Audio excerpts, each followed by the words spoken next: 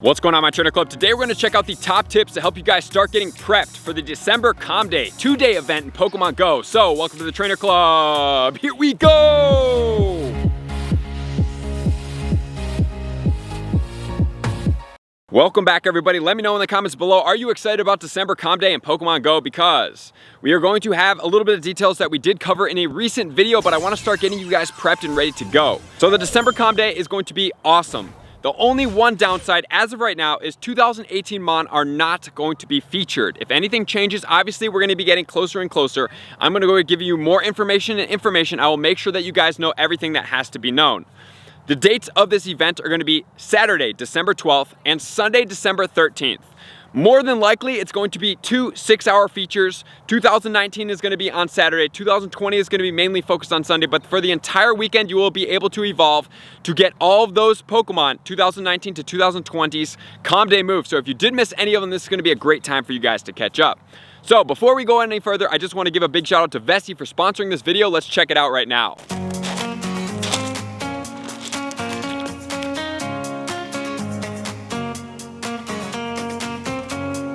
Would you ever do this with your normal sneakers? Absolutely not, but thank you to Vessi for sponsoring this video. Vessis are the lightest weight, 100% waterproof sneakers made of a Dymatex material, meaning that they're gonna keep you cool in the summertime and warm in the wintertime, and they are 100% waterproof, as you can see.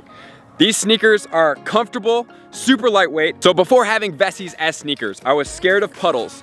In the snow, I was fearful because my socks were gonna get wet. There's nothing worse than wet socks. And in Oregon, we are gonna start getting that type of weather in the very near future. And wherever you are, I'm sure you experience those conditions as well. Whether it's the rainy season or it's the northern part of the hemisphere and it's the snowy season, you guys need some Vessis to keep your feet warm and dry. And they're so maneuverable, you can put them on with one hand. So I no longer need to worry about switching from boots into a different pair of sneakers when I come in and out of the cold, harsh winter weather. So Vessi is having an amazing pre-holiday sale, so please check the pinned comments below and click my link. And if you miss out on the pre-holiday sale and you want to still take advantage of this, you can use my code, TheTrainerClub, for $25 off your order at any time. So this is a perfect gift to give out to your family who is in need of staying warm, dry, and comfortable for the entire season long. As far as the Calm Day goes, I am not going to give you everything that you need to know in this video because it would be extremely long and tedious for me to go over each and every Pokemon as well. So what I'm going to do today is I'm going to give you the overview, we're going to cover the Pokemon, and then we're also going to go into depth as far as items and everything like that, because you guys are going to have to be prepped. Because just imagine, when we did do Electabuzz and Magmar Calm Day, that was 6 days apart. And imagine what your ball situation, your bag situation, and everything like that looked like from 6 days. Now we're looking at less than basically 24 hours, less than 24 hours before you have to go and do it again. So I want to make sure you guys max out, and then we're going to try to coincide, if you're not all the way past the levels, going to level 50, what levels may be beneficial for you guys to max out, and what should be your striding goal to be by for this Calm Day to make sure that you max out, because there are some tasks that would be relatively easy in here to help out on your way. So without further ado, let's start getting into my top tips, starting off with tip number 1. Tip number 1 is going to be the Pokemon that are going to be spawning. I just want to make sure you guys are aware of this. I'll give you some brief highlights before we start going into the in-depth analysis that we're going to come out with later this week and early next week for each of the days, to make sure you guys fully know everything that we can grasp onto. So as far as 2019, we have Totodile, Swinub, and Treecko, Bagon, Torchic, and Slakoth, Mudkip, Ralts, Turtwig, Trapinch, and Chimchar. So obviously Mudkip being in there is a very hard-hitting Pokemon.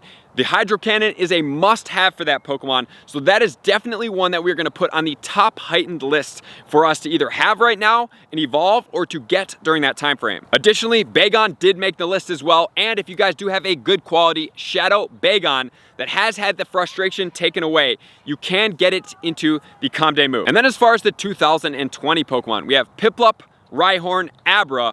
Rhyhorn going into Rhyperior does get the Rock Wrecker, really powerful move. And then we have Seedot as well.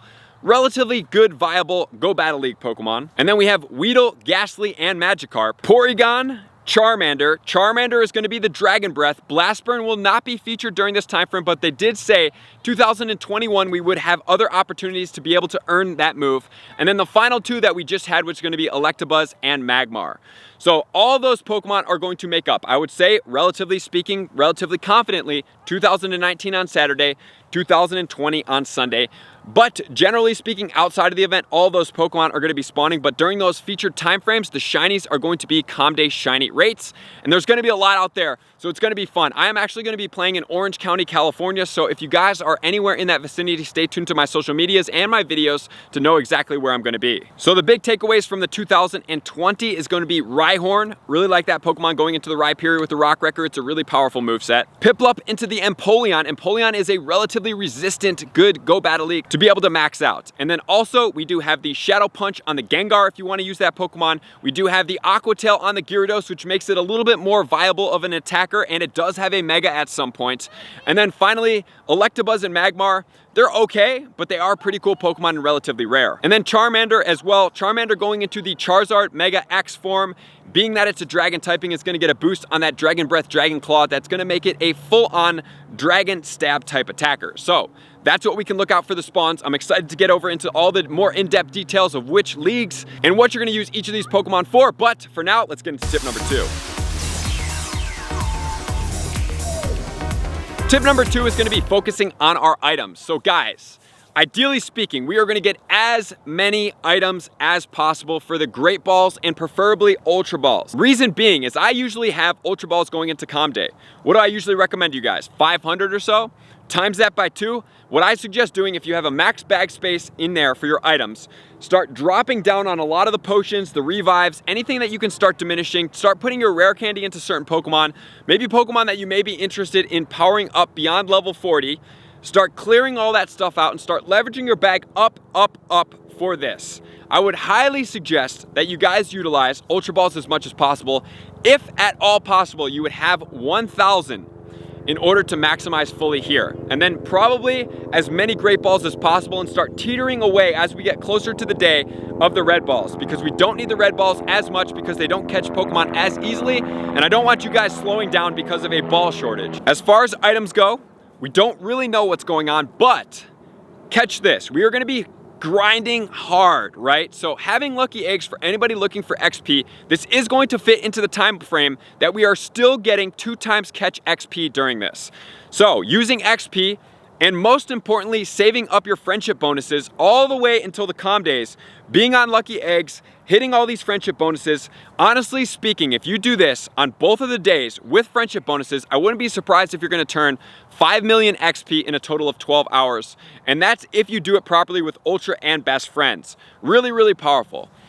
Also, you can use star pieces during this time frame, which we will check out in a later tip that's going to coincide with some of the level 50 tasks that we're going to need to complete. We can use Pineapple Berries as well. Any of these Pokemon in here that you do want. Listen, we're going into the Kalos region, so making sure to pine up as many of these Generation 1, 2, 3 Pokemon as possible. They're going to start getting rarer and rarer. I want to make sure you guys have enough candy as possible because we may want to power up these Pokemon past level 40 at some point, and maxing out on candy right now would be the most beneficial. So ideally speaking, 500 Pineapple Berries, because you're going to have to split them up over 2 days. Granted, we are going to get some from research tasks, but that is the case scenario. And then ideally speaking, you will have 9 12-kilometer eggs, because that's going to max out on your Stardust. And what a better time than Calm Days to condense it all. And then finally, cleaning out your bag as much as possible. Ideally speaking, 33% of your bag is going to be gone.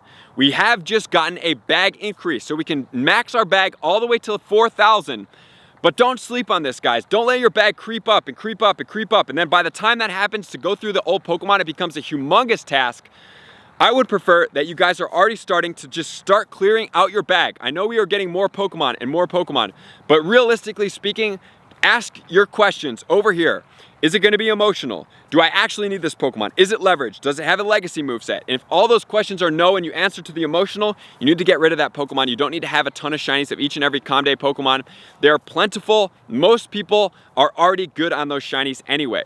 So we have the items, we're stocked up, and the last thing we need is going to be Sinnoh Stones, because a lot of these Pokemon during these evolutions are going to need Sinnoh Stones. So make sure to battle the team leaders in the battle section every single day. Get your 3 battles in there. Make sure to do as much Go Battle League league as possible. Make sure to spin as much stops as possible, and make sure to battle as many Team Go Rocket leaders as possible if you want to check out everything over here, because those are going to be the ways that you start stocking up on Sinnoh stones. You're not guaranteed, but you are leveraged to start getting stones from all that. So with all that said, let's get into tip number 3.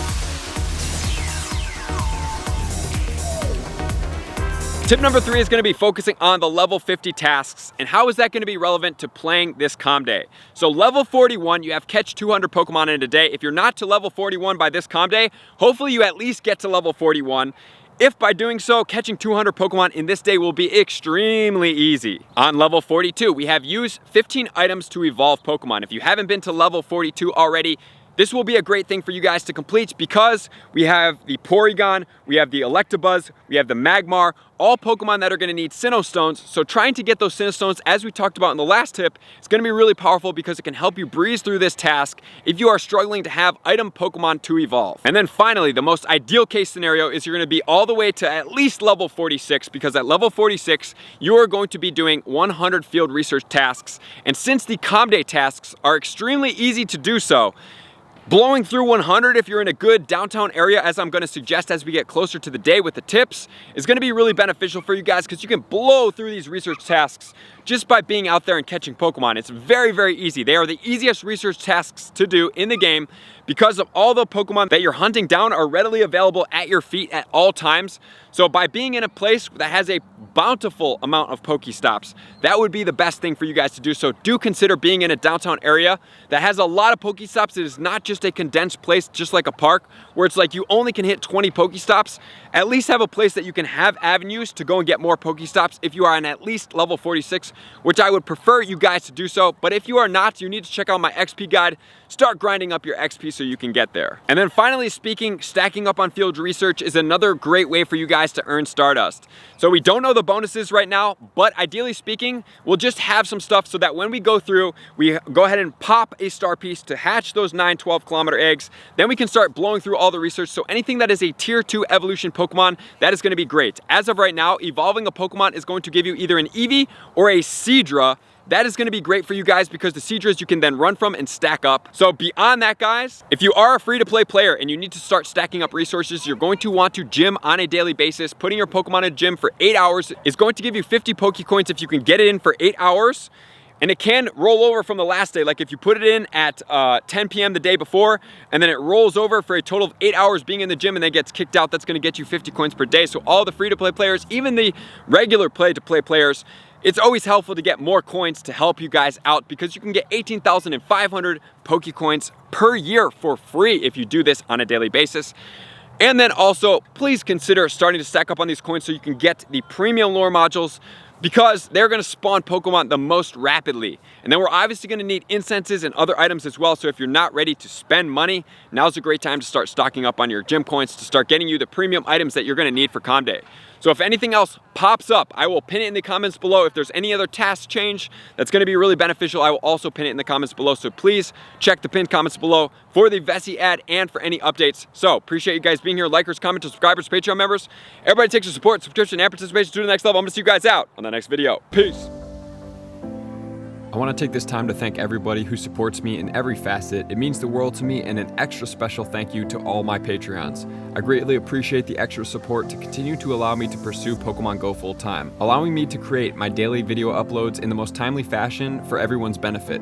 Plus, I get the amazing experience of sharing my creative processes behind the scenes and raiding all around the globe with select upper tiers. Thank you everybody for being a part of the Trainer Club. You all mean the absolute world to me, and I will see you guys out on the next video.